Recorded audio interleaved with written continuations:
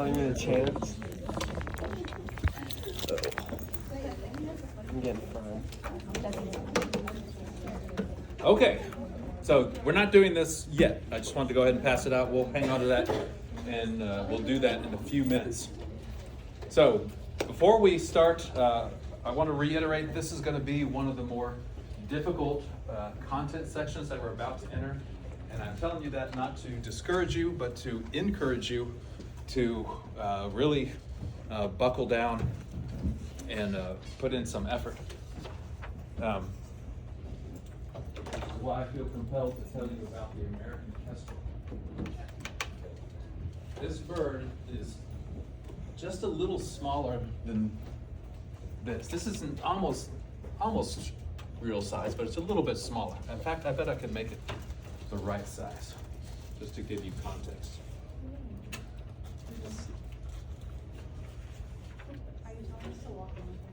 I'm telling you to lock in. I'm locked in. Yeah, so that's the size of the American kestrel. Have you seen this bird? It's a beautiful bird. It's identifiable among other raptors, which is a collective name for birds of prey. In that one, it's small. Two, it always stands like really straight up and down. And three, despite in addition to the bright colors, when it is about to attack, it hovers kind of like a hummingbird in the air.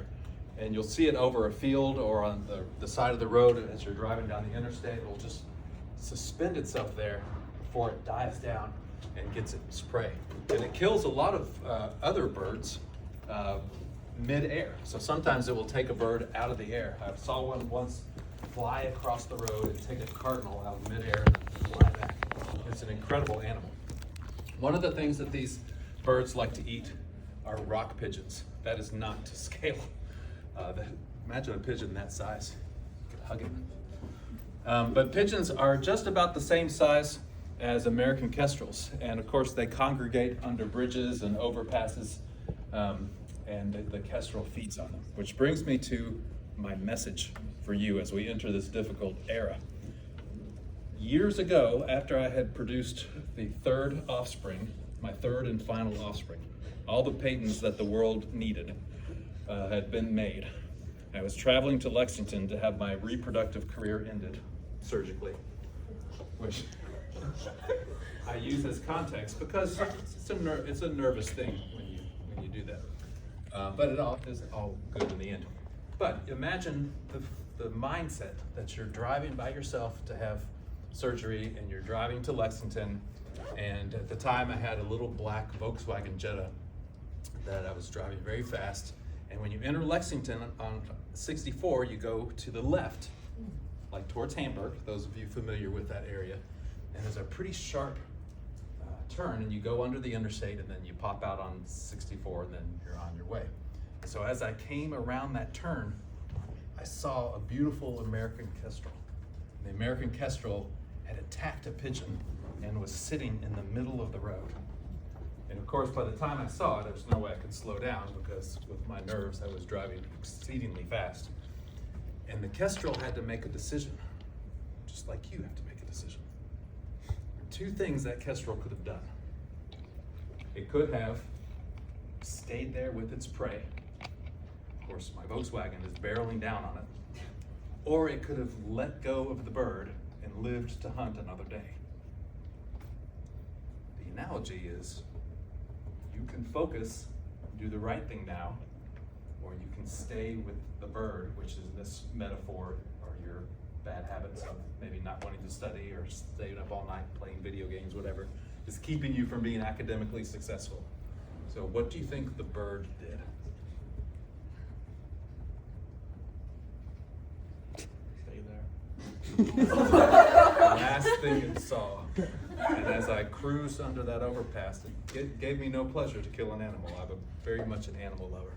As I came through that underpass, there was a cloud of blue feathers. And it didn't let go of the bird. And it costed its life. You're not going to die if you play video games all night, hopefully. But my point is, now is the time. You have 3 more exams. Now is the time to lock in. let go of some bad habits you may have formed in the first few weeks of this semester or maybe the first year of college, so that you do not end up like the kestrel. Wait, Peyton, we should like host a funeral in class for that bird. It's too late. There's nothing left of that bird. You can still So this was like 10 years ago. Still have The bird is gone. And with it all its hopes and dreams. Oh, hey, that fish is gonna be though. Okay, don't be that bird. All right, before we jump into respiration, I'm going to review an important topic that I told you you would need to know. And so I'm going to draw three graphs, and review this concept. So as we go through these next 3 lectures, so the test is, I reviewed my schedule. I was obviously clueless on Tuesday about what day it even was that day. But it will be 2 weeks from today. So we have today, Tuesday, Thursday, Tuesday, and then poof, exam. And then after that, you're on spring break. So then you can relax for a little bit. So on these next 3 lectures, I'm going to choose a little time at the beginning of each to review a major concept. So today's concept is the enzyme curves that we talked about, where we looked at the velocity, which was, remember, the amount of products made per unit time. And then on the bottom, we had the progress of the reaction. So this is, you have this in your slide set or on the Blackboard files if you want to look at it, but I'm just going to draw it so I can annotate it as we go. So keep in mind, the substrate, as it increases in concentration, will result in more and more product, right? So as the substrate increases, oops, wait, I'm doing this wrong. Never mind, I'm mixing two different graphs in my head. That would be a hard question on the test. It makes no sense. Sorry. As the substrate increases in concentration going to the right of the graph, the amount of product will also increase, but only to a point. So remember, the enzyme can reach a saturation point where the active sites of all the available enzymes are occupied by substrate. So adding more substrate at that state won't change anything because the enzymes already have their hands full. Okay? But until you get to that point, you expect an increase in products to be made. All right? Now, the concepts that we introduced last time were that this is our regular enzyme, uninhibited, and we add a competitive inhibitor, we will get a graph that looks something like this. Just need to make it a little wider. Okay? And so this would be with a competitive inhibitor. And we talked about inhibitors being, or with a competitive inhibitor, inhibitors being things that occur both naturally in a cell, so our body makes inhibitors that regulate enzymes, and inhibitors can be artificial or synthetic. So a lot of the medications that people take are also competitive inhibitors, okay? And they regulate our enzymes to create some desirable outcome, like lowering cholesterol or lowering blood sugar or things like this, okay? Now the difference here is with the competitive inhibitor, the amount of product is lower by comparison, right, at any given point to our non-inhibited reaction. But an important thing to consider is that at some point, at some substrate concentration way out here, the enzyme reaches its maximum velocity. So this line, recall, was a reference to the maximum velocity that the enzyme can reach, which is the Vmax. All right? So you can eventually get there if you add enough substrate, because remember, 2 things are competing for the same spot. So if you have a much higher concentration of one, it will eventually outcompete the other. Okay. Now the third graph that I want you to be familiar with will start out the same. So there's our uninhibited enzyme. But then, let's see, let's make it blue. Like the kestrel. R.I.P. If we have a graph that looks like this, the key difference is that in the second reaction, the blue reaction, we don't reach the Vmax of the original enzyme, right? We don't get there. No matter how much substrate, we never get higher than this. So if we continued out with more and more substrate concentration, that blue line would never go above that, right? It has reached its saturation point. And so this is a reaction with a non-competitive inhibitor.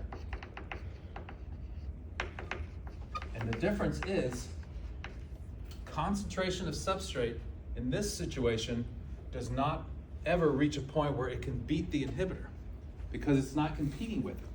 Instead, the inhibitor, you may remember the diagram,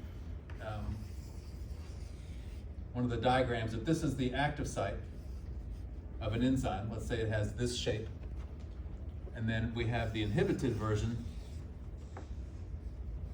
let's say the active site gets altered, and that's because a non-competitive inhibitor is interacting with the enzyme. So these are physically interacting, okay? And when it interacts with the enzyme, it's interacting away from the active site, and we had a name for that, away from the active site place. We called it an allosteric site. So in this case, what the inhibitor does is it binds to the enzyme and it changes the structure of the enzyme, makes it undergo a conformational change, to use that term, so that the active site no longer interacts with the substrate. So in this case, our substrate, let's say it was shaped like that. So it perfectly interacts with our uninhibited enzyme, but there's no way it can interact with that altered site. Okay? So you want to be comfortable with these three concepts and these three types of graphs. I'll certainly will ask you about those. Okay. Oh, the snack machine did have chips. I was so happy.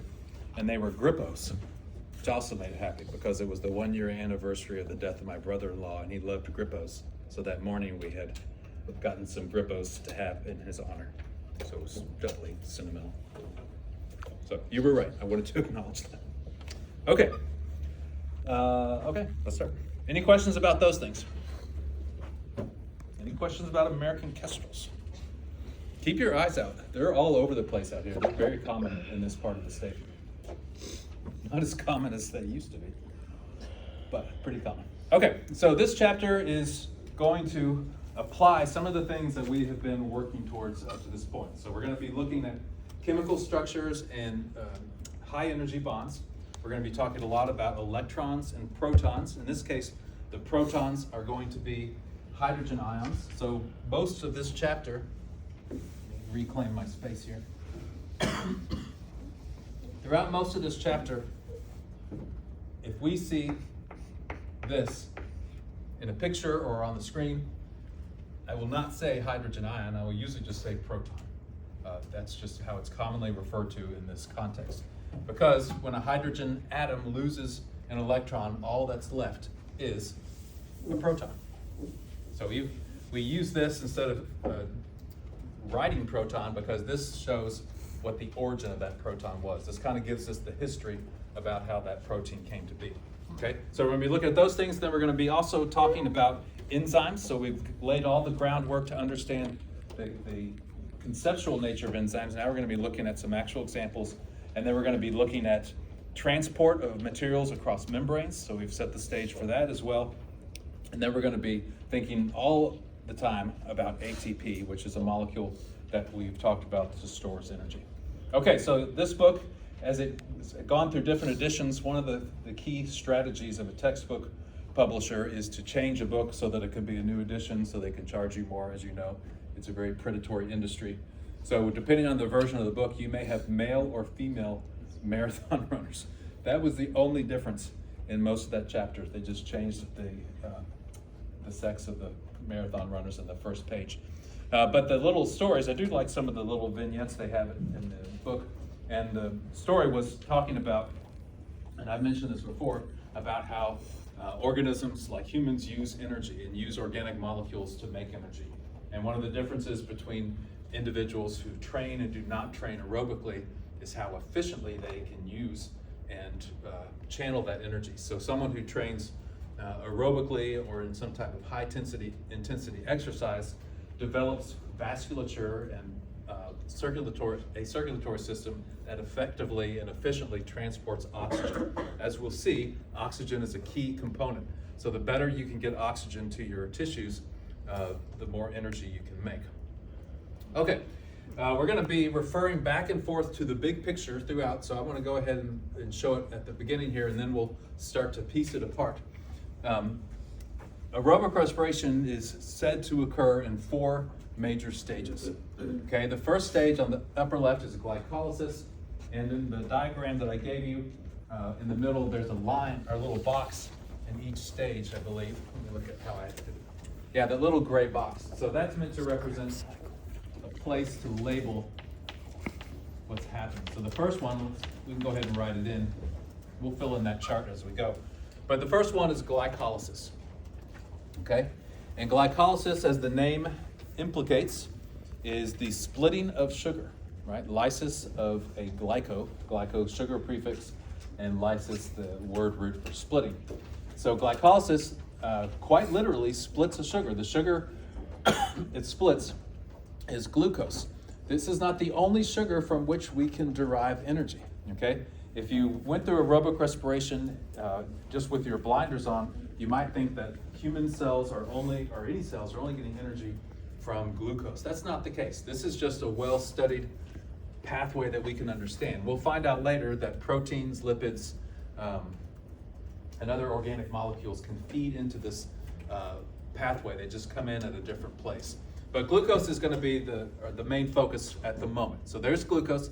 It's a 6-carbon sugar. This obviously is not the structurally accurate chemical form that it comes in, but the reason that your book uses this, and the reason that most books demonstrate or illustrate this in a similar way, is that we're keeping track of the carbons. So 6 carbons, they look like pool balls there, but those 6 carbons in glucose are split into 3 carbons, and those molecules, when they're in the 3-carbon form, are called pyruvate. So we'll write all this down in a second. Okay, the next stage is going to be called breakdown of pyruvate, or pyruvate breakdown. I say it that way because it saves me a word. So I say pyruvate breakdown. Didn't leave myself much space there. And one thing that you can't quite see on this diagram, or maybe you wouldn't turn your attention to it, is that this is our kind of square-shaped plasma membrane, and this is the mitochondria. There's one gigantic mitochondria in this cell. Mitochondrion. So the reason I finish out this drawing here is to demonstrate that glycolysis is happening outside of the mitochondria. So if mitochondria was on our, I can't remember if it was on our matching cell anatomy sheet or not, but if it was, the common definition is the powerhouse of the cell or something like that. And that makes us think that all the energy is happening there, but actually some of the energy is generated outside of the mitochondria. The mitochondria is where the vast majority is made, that's true, but some happens outside, and glycolysis is responsible for some of the energy, and it is in the cytoplasm. Okay, once we enter the mitochondria, then we have the breakdown of pyruvate. So when pyruvate breaks down, it goes from a 3-carbon molecule down to a 2. Okay, and an important thing happens here.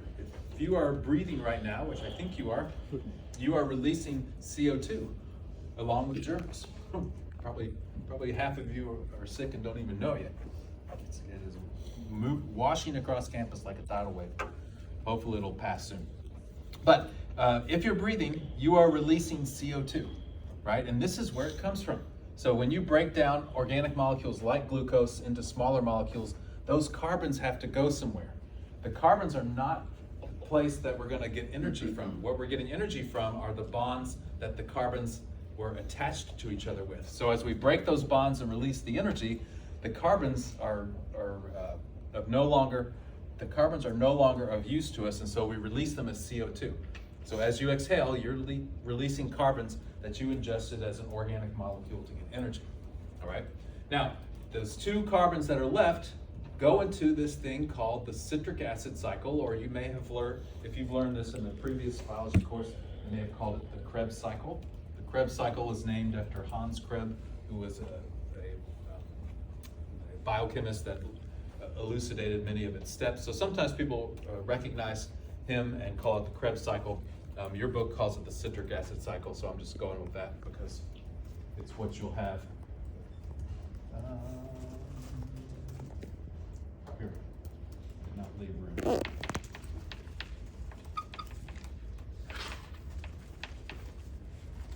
Okay, and the citric acid cycle is called the citric acid cycle because some of the components during the biochemical events that take place to harvest energy are going to be restored and reused. Now, the carbons that go into it, the two that originated as your sugar and then became pyruvate and then became a molecule called acetyl-CoA, those are now going to be lost. So by the time you get to the citric acid cycle, all the carbons you started with, you have breathed out. Those carbon dioxides from the cells where they're released entered your red blood cells, and your red blood cells carry them back to your lungs, and then your lungs release the CO2 and got some more oxygen from the generous plants who are photosynthesizing all around us. Okay, so there's that CO2, no more carbons, but there's one loose end to tie up, and that is along the way, as we've broken down bonds, we've been collecting electrons. So we met this molecule. You may remember it's a pretty large, complicated structure, which I'm not going to hold you responsible for, but I do want you to remember the name, of course. And the NADH molecule, along with a related molecule called FADH, are electron carriers. So they have been saving electrons from all of these broken bonds, and they take them to our fourth step, which is called oxidative phosphorylation.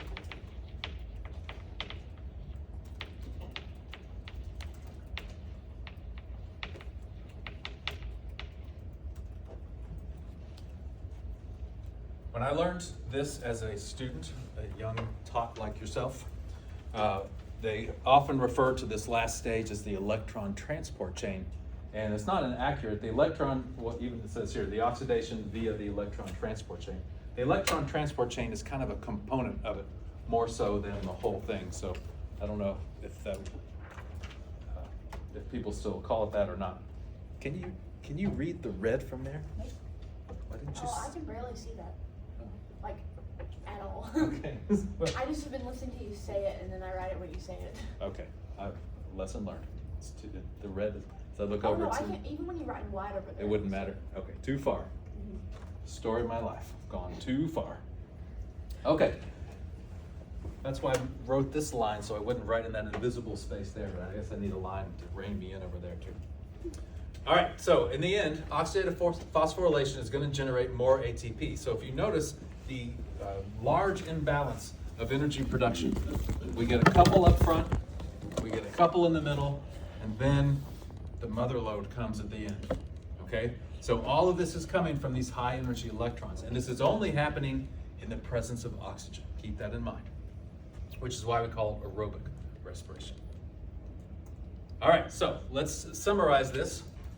And of course, we haven't learned any of this yet, so this is just, we're putting this words on paper or words on screen so that we'll have these things in our head as we go through them. So the first thing that happens in glycolysis is that we convert a molecule of glucose to two pyruvates. So we're splitting a sugar into two smaller pieces of 3 carbons each. And one thing that I emphasize on my drawing, or my diagram, I guess I didn't draw it, is that it almost looks like a family tree where it splits at the top and there are all these descendants. And it's easy to get confused when you're reading about aerobic respiration to think that this is only happening once. But because pyruvate splits into, glucose splits into 2 things at the beginning, those 2 things both then follow parallel pathways. So we want to keep track of that. Okay, the net yield of this first reaction is 2 ATP and 2 NADH. And the word net there is important because we put in something to get this. Okay, meaning that we have to invest a little bit in order to get some return. So whenever there's something that's put in and another amount comes out, we use the word net to say that we've, overall, this is what's left. Okay, the second stage then, pyruvate breakdown. So we've taken the 2 pyruvates from the first stage, and the pyruvate is split so that one of the carbons leaves as carbon dioxide gas, and the other 2 go into this compound, which is called an acetyl group. All right, you'll probably learn to recognize that as we go along. It's a very simple 2-carbon compound with an oxygen and a few hydrogens. Okay, the yield of the second stage, in addition to the CO2, which is not really a yield that we use for energy, but it's important to keep track of those carbons leaving. The yield is 1 NADH per pyruvate, so that means 2 overall, but 1 per pyruvate. And even though we didn't make any ATP in the second section, remember, storing these electrons in these electron carriers, NADH and FADH2, is going to have a big payout in the end. I think the average yield of an NADH is something like 2.5 ATP, but it's not something you can perfectly predict. I'll explain some of that later. Okay, the third, the citric acid cycle, or the Krebs cycle. We see our acetyl group being converted to 2 carbon dioxides. So now all of the carbons that we started with have left the building. And this yields a lot of things. One that we can use right away, and 2 different things that we will have to cash in down the road. So the one that we immediately can access is the ATP, okay, and that's per acetyl. So because this is happening in parallel, we really get 2 ATP from that original glucose. Then this has a huge yield of electron carriers, so 3 NADH per acetyl for a total of 6 from the original glucose. And then 1 FADH2, also an electron carrier, very similar to NADH, structurally speaking, and performs a parallel role. And then the last stage is where we cash in all our electron carriers. So all of the NADH and the FADH2 that have been accumulating in the mitochondria are used to generate ATP as they donate their electrons to the electron transport chain. So this is, again, I'm not making any assumption you've seen anything that we talk about in this class before. I'm hoping that you have, because every time it will get a little easier, but I'm not going to assume that. So with the assumption that you haven't seen this before, if I were in your seat, this would be very foreign to me. But hopefully we will learn it over the course of the next 3 lectures.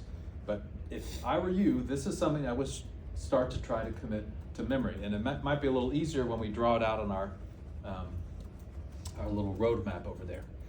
But this is, keep in mind, this is something I hope you will know by the time the exam rolls around. All right, then I just circled some of the important features there, which I already emphasized. Okay, so let's fill in our little map here. And I guess I won't write it on the board. I was going to write it on the board as I go, but since half of the room can't see it, I guess it's pointless. But I do fill it in on the screen, which hopefully everyone can see. All right, so at the beginning, we start with our glucose. And anytime we see a dotted line in my little version of aerobic respiration, that's going to be a spot where ATP is going to end up, okay? Just keep that in mind. So the first thing that's going to happen is that our glucose is split into the products, which I labeled on the previous, in the previous list. So 2 pyruvates. And then as a result of glucose splitting, we have 2 NADH electron carriers that form. And then remember, our net yield of ATP is 2 ATP. And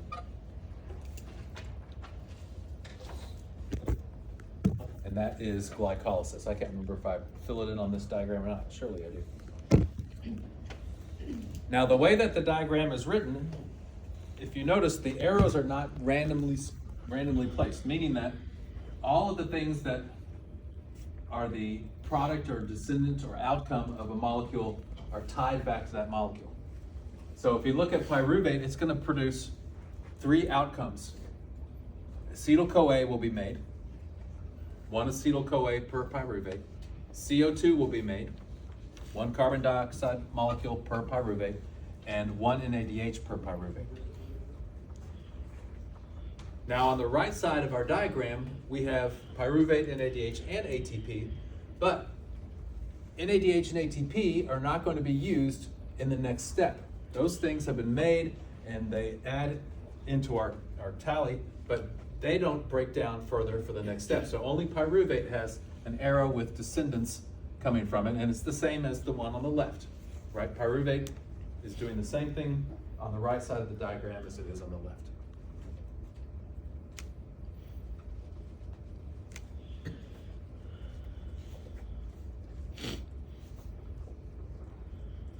All right, now we can say the same thing about our next level of aerobic respiration, which is that the CO2 is history. The NADH is going to be saved to be used later. But the acetyl-CoA, we're going to continue on with that. So in both sides, the acetyl-CoA produces products, and they'll be the same on both sides. So one product it produces is 2 carbon dioxides. So the 2 carbons from the acetyl group are now leaving our bodies as we respire and breathe out CO2.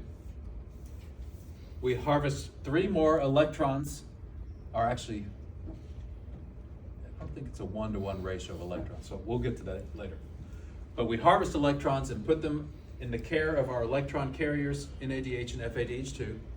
And then for each round of the citric acid cycle, the acetyl-CoA will produce 1 ATP each. And so the same thing happens on our right side. And then at the end, when we have oxidative phosphorylation, we're going to produce somewhere in the range of 30 to 34 ATP. And this is in addition to the ATP that we have produced elsewhere. So we've already made a little bit of ATP. So if we include those guys, 2, 3, 4, it's really more like 34 to 38 ATP. So some books don't show a range. Some books and some literature just says 36 ATP. What they're giving you is kind of the average. And the reason that that number is not easily predictable, because chemistry should be, cut and dry, right? We should know if we have this many NADH, we should have this many ATP. But the reason it's not is that NADH, in our little closed world that we're doing here, we are making the claim that this NADH goes into that ATP production, and this NADH goes to that ATP production, and this NADH. Couldn't think of a nice way to permanently add that to my drawing. But all of those NADHs theoretically can go into ATP production, but that's only theoretical. And the reason it's only theoretical is that your cell uses NADH for other things as well. So some of these NADHs may not go into oxidative phosphorylation. The cell may need them elsewhere. Okay, so think of them kind of as tokens that you're going to cash in at the end, but you may need those tokens for something besides respiration. So your cell might borrow some of those NADHs to do other work. But that's kind of a side point. But if you're bothered by the math, as I often am when it doesn't seem to add up, that's the reason there's a range. That's a reason why we can't just say it's exactly 36 every time, because it's not. It's not exactly 36. But that's about the average. Okay, and then, yeah, I guess I didn't label those, but again, as we talked about, the first box would be glycolysis. The second box would be pyruvate breakdown. The third box would be the citric acid cycle, and the fourth box would be oxidative phosphorylation. Not sure why I didn't put that in there.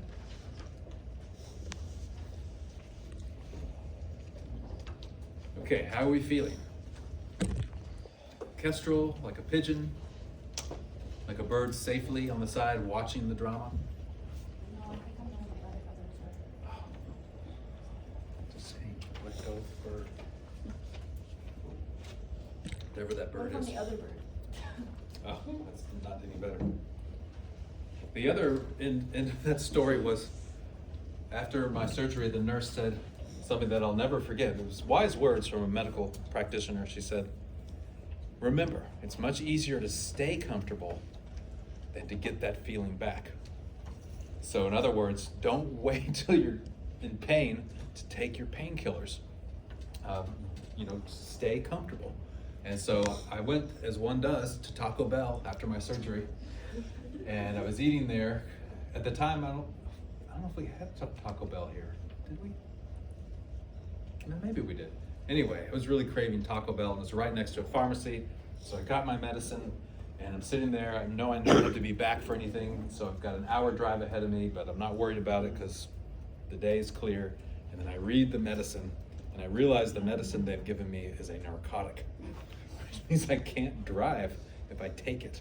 And the words that nurse were ringing through my head: don't wait till you're in pain. And I thought, oh no. Those are not the exact words I used. But I thought, I've got to get home. So I packed Taco Bell, and that's the fastest that little Volkswagen has ever gone. It can move when it has to, which was stupid in retrospect because I was just asking to be caught and pulled over, and then I've got the bag of narcotics and the Taco Bell. 2 different crimes. But I made it home, thank God. So that is the only medical history I will share with you again, I promise. But here I am, alive and well. All right, so let's take a look at glycolysis. Let's try and tackle this first stage. We've made a lot of good progress today, so this will be a good thing, a good chunk of information for us to bite off. And glycolysis occurs in 3 phases, but I do want to write something else down.